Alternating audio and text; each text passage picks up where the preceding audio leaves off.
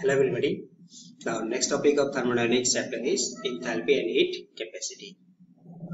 Now enthalpy, it is generally denoted by letter H.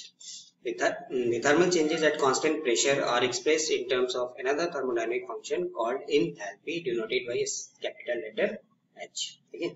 Actually the enthalpy word comes from a German word enthallen. Enthallen means to content. So enthalpy is defined as the heat content of a system at constant pressure. Okay. So expression of enthalpy is the heat content of a system. तो enthalpy कहने का मतलब है दिमाग में word आएगा heat content of a system at constant pressure is known as enthalpy. Okay. Mathematically it is defined as H equal to E plus P into V, where H is enthalpy, A is the internal energy, and P into work, B is known as work. Okay. So A is the internal energy and P means the external energy, that is work is a kind of energy. ठीक है, last video में पर discuss किया था. So internal plus external दोनों मिलके क्या हो गया टोटल. ठीक है. सो सिंपली एंथैल्पी का नहीं मतलब दिमाग में क्या आएगा total heat contain in A system. किसी सिस्टम में जितना टोटल हीट आएगा उसी को बोलते हैं एंथैल्पी एट कांस्टेंट प्रेशर. ठीक है. Now the differential form of enthalpy is, इसको डिफरेंशियल फॉर्म में लिखेंगे तो dH equal to dE plus P इन V पे D लगाएंगे तो पहले को कांस्टेंट रखिए दूसरे को इंटीग्रेट डिफरेंशिएट करेंगे तो P into dV plus V into dP. Now from first law of thermodynamics we know that DE plus PdV, ये टर्म क्या हो गया dQ. ठीक है. So first law of thermodynamics dQ equal to DE plus PdV, ये भी last video में discuss किया था. So DH equal to DE plus PdP.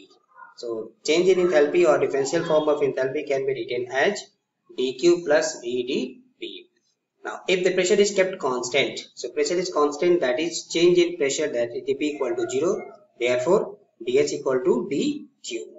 ठीक है. तो dQ at constant pressure. constant pressure क्यों? क्योंकि ये इसके बराबर तभी आ रहा है जब P मतलब क्या pressure is kept constant. तो यहाँ पे pressure को constant रखा है, that's why dP equal to 0 हो गया. ठीक है. This suggests that the enthalpy of the system is equal to the heat absorbed or evolved at constant pressure. मतलब किसी सिस्टम को अगर हम कांस्टेंट प्रेशर पे हीट देंगे तो वो क्या करेगा अपनी एंथैल्पी को चेंज करेगा. That is the physical significance of this equation. ठीक है. तो किसी सिस्टम को एक्चुअली हीट देने का दो तरीका होता है, कांस्टेंट प्रेशर या कांस्टेंट वॉल्यूम, आगे डिस्कस करेंगे. तो किसी सिस्टम को अगर हम कांस्टेंट प्रेशर पे हीट दे रहे हैं तो वो क्या करेगा अपनी एंथैल्पी को चेंज करेगा, या जो भी हीट जाएगा वो कहाँ में यूज होगा, utilise to change in enthalpy. ठीक है. So simply enthalpy is defined as the total heat content of a system. Mathematically it is defined as H equal to E plus P into V. ठीक है. Now relation between delta H and delta E, this is a very important topic. ये अक्सर derivation पूछा जाता है कि deduce a relation between define enthalpy and deduce a relation between delta H and delta E.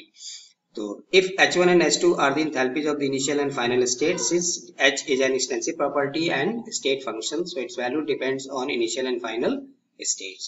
ठीक है. तो basically H equal to E plus PV. So let in initial state H1 1 को initial state मान लीजिए तो H1 equal to E1 plus PV1 लिख सकते हैं. 2 को final state मान लीजिए तो H2 equal to E2 plus PV2 since pressure is kept constant. So change in enthalpy, that is delta H equal to final minus initial. जब कोई भी स्टेट फंक्शन को होता है उसको जब भी चेंज निकालते हैं तो फाइनल में से इनिशियल को माइनस करते हैं. तो H2 minus H1, H2 can be written as E2 plus PV2 minus, और H1 को ब्रैकेट में डाल दिया E1 plus PV1, bracket open करेंगे तो ये माइनस से मल्टीप्लाई होगा तो E1 क्या हो जाएगा माइनस और PV1 भी क्या हो जाएगा माइनस. तो E2 माइनस E1 को एक पास कर लीजिए, माइनस को कॉमन कर लिया V2 minus V1. E2 that is internal energy, तो ये भी क्या है स्टेट फंक्शन है, तो delta E plus V2 minus V1 can be written as delta V. So और delta H equal to delta E plus P into delta V. ठीक है. Now by ideal gas equation we know that at constant temperature and pressure PV1 equal to nRT, मतलब PV equal to nRT, where इसको हम लिख सकते हैं PV1 मतलब volume को चेंज कर रहे हैं V1, तो नंबर ऑफ मोल्स है NO. This is also known as Avogadro law. So NO is number of moles of gaseous reactant. PV2 can be written as N2 into RT, where N2 is the moles of gaseous product. ठीक है. सो P मतलब second equation में से first equation को minus कर दीजिए तो PV2 minus PV1, यहाँ से P कॉमन कर लिया तो V2 minus V1 equal to, ठीक है, N2 माइनस N1 कॉमन कर लीजिए, सॉरी N2 माइनस N1 यहाँ में आएगा, RT कॉमन हो गया. ठीक है. N2 माइनस N1 मतलब change in number of moles which can be written as delta NRT. ठीक है। V2 minus V1 can be written as delta V। So P into delta V equal to delta N RT। तो यहाँ से हमको क्या मिला था, delta H equal to delta E plus P into delta V। P into delta V की जगह पे क्या आ गया, आइडियल गैस इक्वेशन से हमको डेल्टा N RT। ठीक है। सो दोनों इक्वेशन से from equation 1 and 2 we can write delta H equal to delta E plus P into delta V becomes delta H equal to delta E plus delta N into RT। ठीक है। So this is the final relation between delta H and delta E। So delta H और delta E में क्या relation है, so delta H delta E से ज्यादा है by which term, delta N RT। ठीक है। अब यहाँ से 3 केसेस अराइज होता है, just if delta N equal to 0 मतलब there is no change in number of moles from reactant to product, then delta H equal to delta E। If delta N is greater than 0 मतलब positive, तो उस case में क्या आएगा, delta H will be greater than delta E। And third case, if delta N is less than 0 मतलब negative, तो उस case में क्या आएगा, delta H will be less than delta E। ठीक है। तो उस पे न्यूमेरिकल आता है, लास्ट में हम लोग न्यूमेरिकल भी डिस्कस करेंगे इस इक्वेशन पे। ठीक है। So simply enthalpy is the total heat content in a system. Enthalpy is defined as E plus PV। ठीक है। इनिशियल स्टेट में 1 को मान लिया, E1 प्लस PV1 ले लिया। फाइनल स्टेट में H2 मतलब E2 प्लस PV2 लिया, दोनों का डिफरेंस निकाल लिया। हमेशा फाइनल माइनस इनिशियल में से माइनस करना है, whether it comes out to be positive और नेगेटिव। तो स्टेट फंक्शन का मतलब ये है, तो यहाँ से हमको मिल गया delta H equal to delta E plus P into delta V। Ideal gas equation P into delta V की जगह पे क्या ले लेंगे, डेल्टा N RT, क्योंकि temperature is constant, pressure is constant, तो जिसको बोलते हैं अवोगाद्रो लॉ। ठीक है। तो P इंटू डेल्टा V की जगह पे क्या रख देंगे, डेल्टा N RT। तो ये फाइनल इक्वेशन हो गया। ठीक है। Now heat capacity. So heat capacity of the system is defined as the quantity of heat required to increase the temperature of the system by 1 degree। तो just by 1 degree temperature बढ़ाने के लिए हमें जितना हीट चाहिए उसी को बोलते हैं उसकी heat capacity. So heat capacity of the system is defined as the quantity of heat required to increase the temperature of the system by 1 degree। ठीक है। जैसे 1 डिग्री मतलब अगर मान लीजिए उसका टेम्परेचर 20 डिग्री है, तो 20 डिग्री से हमें 21 डिग्री उसका टेम्परेचर बढ़ाने के लिए कितना हीट उसको देना होगा, तो इसी को बोलते हैं हीट कैपेसिटी।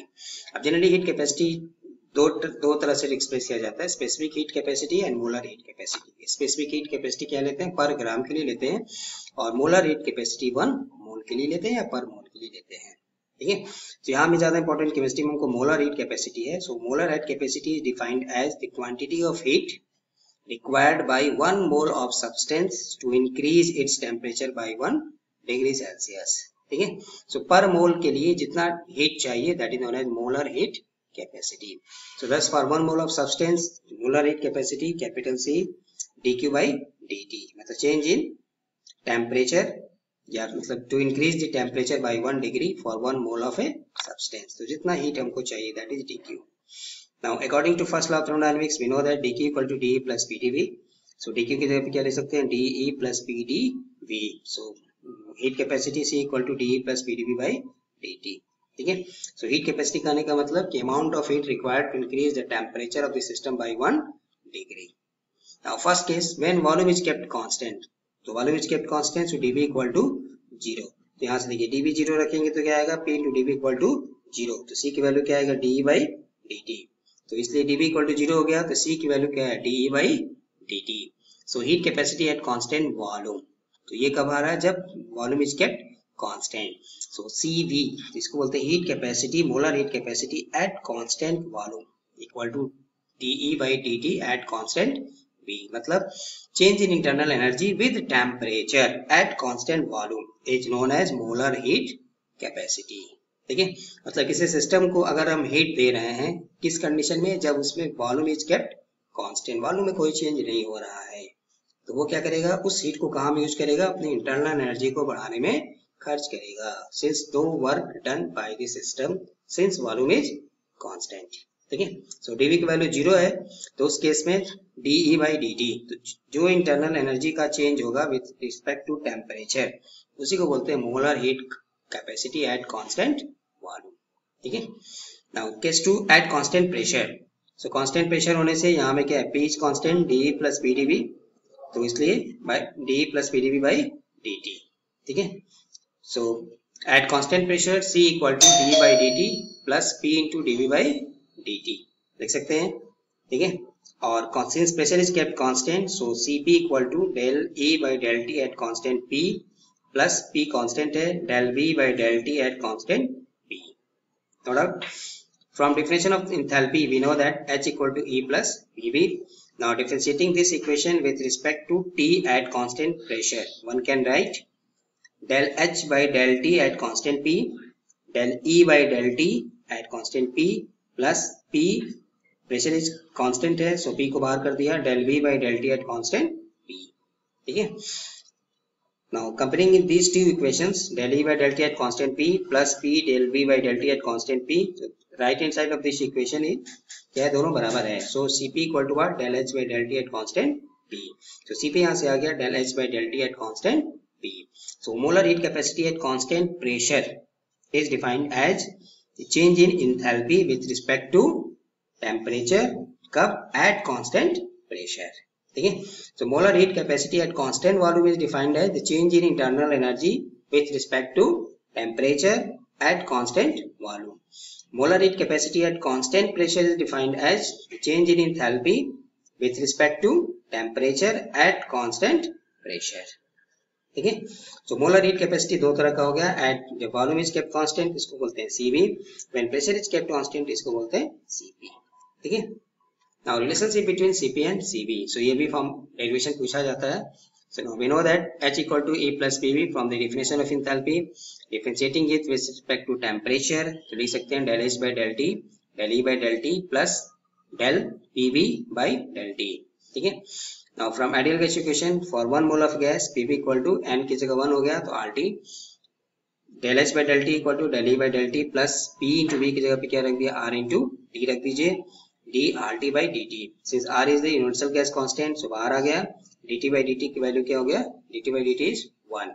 ठीक है. so हमको क्या मिलेगा, del H by del T equal to del E by del T plus R. Now from definition we know that del H by del T with the change in enthalpy with respect to temperature is known as Cp and change in internal energy with respect to temperature is known as Cv. So from this equation we can write, इसकी जगह पे क्या लिख दिया Cp, इसकी जगह पे क्या आ गया Cv plus R. So Cp minus Cv equal to R. ठीक है. सो रिलेशन डिराइव करने के लिए Cp और Cv में एंथैल्पी का ले लीजिए, H equal to E plus Pv, इसको T के रिस्पेक्ट में डिफरेंशिएट कर देंगे. देन Pv की जगह पे RT रख दिया, R गैस कांस्टेंट है तो बाहर आ गया, dt by dt की जगह 1 हो गया. डिफरेंशियल से क्या है, del H by del T की जगह Cp हो गया, del E by del T की जगह Cv हो गया. तो सीधा सीधा हमको मिल गया Cp equal to Cv plus R, that is Cp minus Cv equal to R. ठीक है. Thus, molar heat capacity at constant pressure is always greater than molar heat capacity at constant volume by the gas constant R, approximately 2 calorie और 8.314 joule. ठीक है.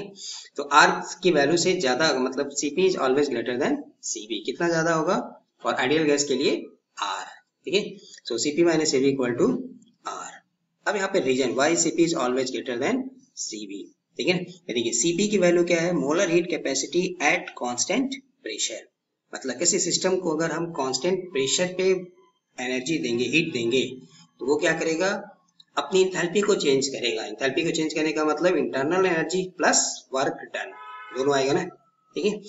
Constant volume पे अगर किसी system को हम हीट देंगे तो since volume is constant so no work is done by the system. System कोई कार्य नहीं करेगा.